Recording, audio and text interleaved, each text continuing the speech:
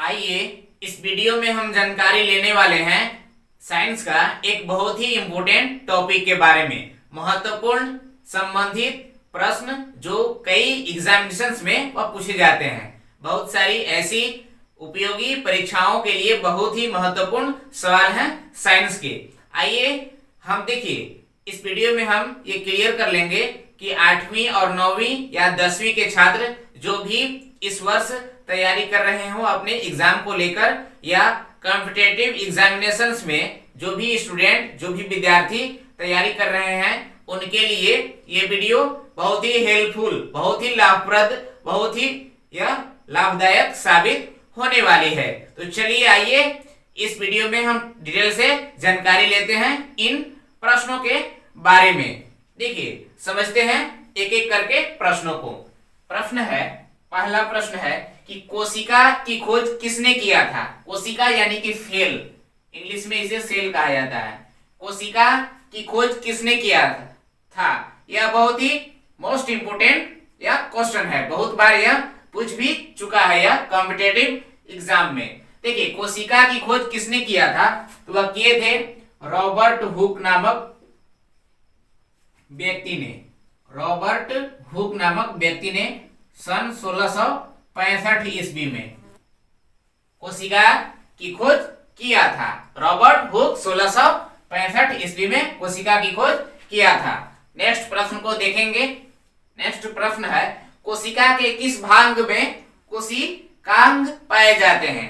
कोशिका यानी cell, cell के किस भाग में कोशिकांग पाए जाते हैं, तो कोशिका द्रव्य में पाए जाते हैं। कोशिका द्रव्य में पाए जाते हैं। कोशिका द्रव क्या होता है, यह कोशिका का यानी सेल का ही एक मुख्य पार्ट होता है, मुख्य भाग होता है कोशिका द्रव्य। कोशिका द्रव्य में ही कोशिकांग पाए जाते हैं। नेक्स्ट बात करते हैं, सूक्ष्मदर्शी की सहायता से सूक्ष्म जीवों को देखा जाता है। सूक्ष्म जीव कहां पर पाए जाते हैं। सूक्ष्म जीव, सूक्ष्म का मतलब होता है, इसे हम तोड़ेंगे, इसका अर्थ हम जानने का प्रयास करेंगे। सूक्ष्म का मतलब होता है छोटे छोटे जीव जंतु, ऐसे जीव जंतु जिन्हें हम नंगी आंखों से नहीं देख सकते हैं। बिना सूक्ष्मदर्शी के सहायता से इसे देखा जा सकता है। सूक्ष्मदर्शी के सहायता से इसे हम देख सकते हैं। सूक्ष्मदर्शी से देखा जा सकता है सूक्ष्म जीवों को। कहां पर ये पाए जाते हैं, इनके लिए यंत्र कौन से है, सूक्ष्मदर्शी यंत्र से सूक्ष्म जीवों को देखा जा सकता है। यह जो होते हैं वह जल में पाए जाते हैं, वायु में पाए जाते हैं, मिट्टी में पाए जाते हैं। यह तीनों जगह पर पाए जाते हैं, इसलिए उपर्युक्त सभी इसमें ऑप्शन हो जाएगा।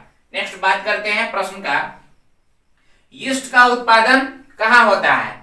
यीस्ट का उत्पादन किसमें किया जाता है, तो यीस्ट का जो उत्पादन होता है वह एल्कोहल, एल्कोहल में इसका उत्पादन किया जाता है। एल्कोहल, एल्कोहल में इसका उत्पादन किया जाता है, यानी कि शराब में, आम भाषा में समझेंगे शराब में पाया जाता है। नेक्स्ट बात करते हैं, परमाणु के कितने मौलिक कण होते हैं। परमाणु, एटम माने परमाणु, परमाणु को खोज जो किए थे वह जॉन डाल्टन नामक वैज्ञानिक किए थे, जो कि इंग्लैंड देश के निवासी थे, एक प्रोफेसर थे जॉन डाल्टन, जिन्होंने परमाणु की खोज किया था। परमाणु के कितने मौलिक कण होते हैं, तो 3 मौलिक कण होते हैं परमाणु के।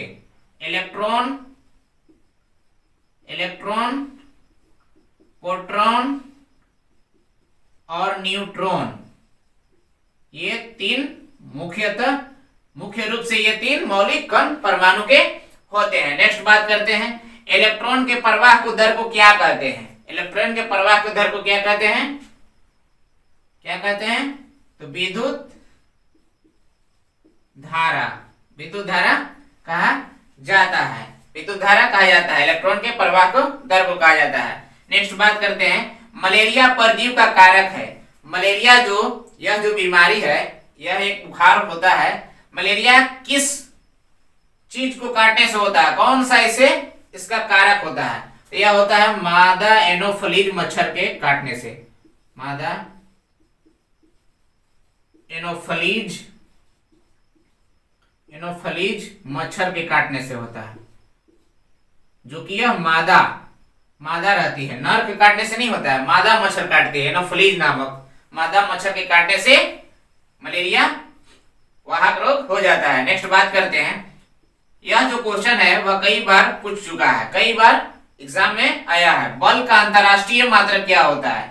अंतरराष्ट्रीय का मतलब होता है, SI का मतलब होता है इंटरनेशनल स्टैंडर्ड, यानी पूरी दुनिया जिस चीज में मापती है, मापक यानी या मात्रक यानी कि यूनिट, इकाई, जिसे हम कह सकते हैं। बल यानी कि फोर्स का, बल का जो SI मात्रक होता है वह होता है न्यूटन, न्यूटन SI मात्रक। और इसी का CGS मात्रक जो होता है, CGS मात्रक जो होता है वह डाइन होता है, वह डाइन होता है। 1 न्यूटन बराबर होता है 10 के पावर 5 डाइन होता है, 5 डाइन यह होता है। 1 न्यूटन बराबर 10 के पावर 5 डाइन होता है, CGS मात्रक डाइन होता है। नेक्स्ट बात करते हैं ऊर्जा का। ऊर्जा, उष्मा और कार्य का SI मात्रक क्या होता है? वह होता है जूल, जूल होता है SI मात्रक। और CGS जो मात्रक होता है वह होता है कैलोरी, ऊर्जा का होता है CGS मात्रक होता है कैलोरी में इसे मापा जाता है। नेक्स्ट बात करते हैं, श्वेत प्रकाश में कितने रंग होते हैं? श्वेत प्रकाश जो होता है वह कितने रंगों से मिलकर बना होता है? या इसे इस तरह से भी हम समझेंगे कि सूर्य के प्रकाश में कुल कितने रंग पाए जाते हैं? तो वह 7 रंग होते हैं। और सफेद प्रकाश जो होती है उसमें 7 रंग पाए जाते हैं, 7 रंग पाए जाते हैं। नेक्स्ट बात करते हैं, मिट्टी को उलटने पलटने एवं पोला बनाने की प्रक्रिया को क्या कहते हैं? यह भारतीय किसान की जो पहचान होती है कि सर पर पगड़ी बंधी हुई रहती है और वो खेतों में अपना हल चलाते हैं। हल चलाने के दौरान क्या होता है कि जुताई वह करते हैं, सबसे पहले खेतों की जुताई करते हैं, उसके बाद बीज बोते हैं जिसे हम बुआई कहते हैं। उसके बाद जब फसल उग जाते हैं तो उसे सही समय पर पानी खेतों में देना, फसल में पानी देना, सही अंतराल पर पानी देना यानी पानी पटाना, आम भाषा में कहेंगे तो वह सिंचाई कहलाता है। और फसल पक जाने के बाद उसे काटना सही समय पर कटाई कहलाता है। और जब फसल को अच्छी तरह से भूसा अलग कर और अनाज अलग करके उसे भंडारण कर लेना यानी अपने घरों में सुरक्षित उसे भंडार कर लेना, रख लेना, उसे निराई कहलाता है। नेक्स्ट बात करते हैं क्वेश्चन की तरफ, टूटता तारा को क्या कहते हैं? कभी कभी हम लोग देखते हैं कि आसमान में रात्रि के समय में या साम्य बेला में आकाश से टूटता हुआ तारा दिखाई देता है, उसे क्या कहते हैं? उसे कहते हैं उल्काएं, उल्काएं कहा जाता है, उल्का या उल्काएं पिंड भी हम इसे कहते हैं। नेक्स्ट बात करते हैं, सूर्य ग्रह है या तारा? सूर्य एक तारा है, सूर्य एक तारा है, यह सौर मंडल का सबसे मेन मुखिया है, मेन मुखिया है सूर्य। नेक्स्ट बात करते हैं, घर्षण बल को कम किया जा सकता है। घर्षण बल को कम किस तरह से किया जाता है? ग्रीस लगा करके, तेल लगा करके इसे कम किया जा सकता है। नेक्स्ट बात करते हैं, न्यूटन के किस गति के नियम से बल की परिभाषा मिलती है? बल की परिभाषा होता क्या है कि बल वह भौतिक कारण है जो किसी वस्तु पर लगकर किसी वस्तु को धकेलने अथवा खींचने की चेष्टा करता है। चेष्टा यानी कि कोशिश करता है। जैसे मान लीजिए वो व्हाइट बोर्ड है, इसके पीछे दीवार है, हम ये फोर्स लगा रहे हैं, ताकत लगा रहे हैं, तो यह हम चेष्टा किए। कोई जरूरी नहीं है कि दीवार गिर ही जाएगा, हमने चेष्टा किया अपनी पूरी क्षमता के साथ। चेष्टा यानी हुआ कोशिश करना, उसे बल कहेंगे। बल वह भौतिक कारण है जो किसी वस्तु पर लगकर वह चेष्टा करता है यानी कोशिश करता है, उसे हम बल कहते हैं। बल की परिभाषा जो मिलती है वह गति के पहला नियम से मिलती है। गति का पहला नियम से बल की परिभाषा मिलती है। इसमें इस तरह से भी क्वेश्चन पूछता है कि गति का सिद्धांत किसने दिया? तो गति का सिद्धांत जो दिए थे वह न्यूटन वैज्ञानिक ने दिए थे। न्यूटन वैज्ञानिक जिनका पूरा नाम था सर आइजक न्यूटन, जिन्होंने 1987 में जो है वह गति का सिद्धांत दिया था, प्रतिपादित किया था।